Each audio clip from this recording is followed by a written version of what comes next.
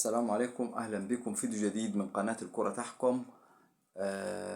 يعني الفرحة حلوة. شفت النادي الأهلي فوزه بالبرونزية، والفرحة العارمة للنادي الأهلي بالبرونزية الرابعة.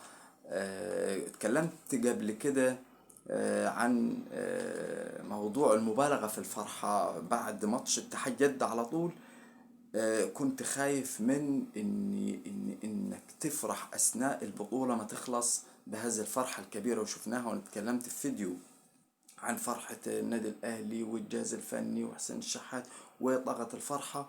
ويعني دايما لما بيبقى في فرحة طاغية في مباراة اثناء بطولة مجمعة، لازم بيبقى وراها انكسار او خسارة. ده اللي حصل مع النادي الاهلي، ومش حصل مع النادي الاهلي بس، لا وحصل كتير. لو تفتكروا يعني منتخب مصر 1990 لما تعادل مع هولندا. هولندا كانت واحدة من أهم الفرق المرشحة ساعتها، كان الجيل الذهبي، فان باستن، رود خليت، الجيل الذهبي لهولندا في كأس العالم. وكان فريق يعني مع يعني نجوم العالم في منتخب هولندا، وكان كله مرشح النتيجة تبقى 4-5-6 لهولندا. منتخب مصر تعادل مع تألق غير عادي وضياع فرص كثيرة جدا لمنتخب مصر. الصحف واللعيبة، مصر طلعت بعد كده، يعني مصر بعد كده تعادلت مع ايرلندا واتهزمت من انجلترا وطلعت من الدور الاول. حتى كان في احسن توالت ما دخلتش فيها بسبب ماتش هولندا. لا، بعد كده لو نفتكر، وليه طب نروح بعيد، ما هو عندنا كاس العالم اللي فات في قطر. السعودية في أول مباراة بتفوز على الأرجنتين اللي هي خدت كأس العالم. يعني تخيل السعودية بتفوز على الأرجنتين اللي هي بعد كده خدت كأس العالم. وشفنا السعودية طبعا طلعت من الدور الأول وأدت مباراة هزيلة بعد كده. الفرحة طبعا كانت بالنسبة للسعوديين جنونية حتى، يعني إن كان في أجازة رسمية تاني يوم للسعوديين، يعني في السعودية. وفرحة طبعا الشعب العربي عموما، يعني ما بيقدرش يعني يحكم نفسه. وبتسيطر عليه افكار انه خلاص انا المباراة الجاية من غير لعبة حفوز. انا فزت على الارجنتين، اذا انا حفوز على اي فريق بعد كده بسهولة. انا فزت، تعادلت مع هولندا، وهولندا يعني كان في فرص كتيرة نفوز على هولندا. لا، ده ايرلندا انجلترا، وانجلترا كانت اقل بكتير من هولندا. فطبعا دي الحسابات اللي بيفكر. فزت على اتحاد جدة، لا فلورنس يبقى خلاص يبقى العملية لأول مرة هنوصل للنهائي. الفرحة لازم تبقى في آخر حاجة، بقى خلصت عملت إنجاز افرح براحتك. محدش يعني هيمسكك من الفرحة. خلاص، مع كل حاجة خلصت، أنجزت، خلصت، افرح براحتك. ما بحبش المبالغة في الفرحة إلا بعد انتهاء يعني المسابقة، زي ما بيحصل في الدوري. بنلاقي اني يعني ناس كتير يعني تتكلم عن نادي الزمالك فرحة مع فريق بيراميدز، حتى لو السكواد عالي بالنسبة لبيراميدز عن نادي الزمالك، لكن انت ما تفرحش بهذه الفرحة المبالغ فيها. خصوصا ان انت ما خدتش البطولة ساعتها، لا ده لسه، ده انت هتقابل النادي الاهلي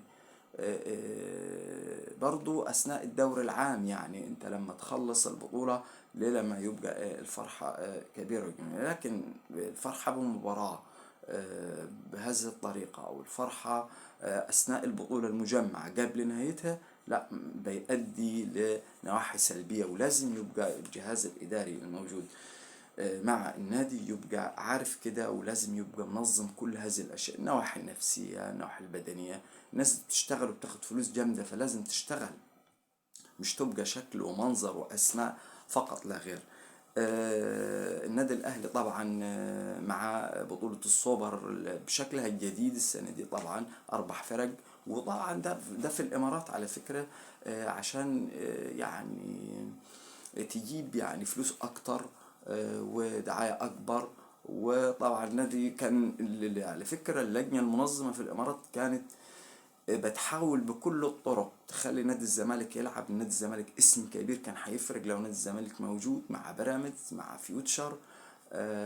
لكن او يعني سيراميكا اي حد المهم عنده الاهلي والزمالك. لكن الموضوع طبعا عارفين طبعا نادي الزمالك معاقب وما نفعش، يعني حاولوا بأي شكل. النادي طبعا الأهلي هيلاعب سيراميكا الدور قبل النهائي، وبعد كده يلعب بعد كده الفائزين على البطولة. يعني خلي بالك بص كده، النادي الأهلي ربما يكون نسي إن المباريات اللي بتجي بعد الانتصار الكبير بطولة بتبقى صعبة، وبيبقى برضه اللاعب ما بيقدرش يفرق وبين المباراة والمباراة. يعني هتبقى مباراة صعبة على النادي الأهلي إذا ما خدش المباراة بشكل جدي. يعني أنا سامع إنه في لاعيبة كتير هترتاح في هذه المباراة. أنت بتلعب سيراميكا، سيراميكا فريق قوي في الدوري العام، محتاج طبعا تركيز عام. خلاص أنت خلصت البطولة. يعني في حاجة لازم نعرفها، إن الفريق الكبير لما بيروح بطولة كبيرة بيكبر معاه، لكن انت لما هتيجي تلعب هتلعب حتى في الدوري العام هيبقى الماتشات صعبة بالنسبة لك، ان انت بتنزل لمستوى اقل. فانت نفسيا معنويا جماهيريا كل حاجة بتنزل معاك. فما تفتكرش اني لا انا عملت الانجازات دي سيراميكا انا يعني من بالبدلاء انا مثلا هغلبه 3-4. لا، النادي الاهلي اذا كان عايز البطوله، لان النادي الاهلي لو فقد بطوله السوبر دي كانه ما عملش حاجه، هيبقى في نقد شديد على النادي الاهلي. طبعا هيلعب سيراميكا وفيوتشر وبيراميدز هيلعبوا مع بعض، والفايز هيلعب في المباراة. طبعا النادي الأهلي كان نفسه يعني يبقى في وقت يعني انه يأجل المباراة، لكن طبعا لازم نتعود من جديد ان مفيش الكلام ده، مفيش طلبات، ولازم يبقى نتعلم الاحترافية وان مفيش تغيير في المواعيد لأي فريق. ان شاء الله بالتوفيق للجميع.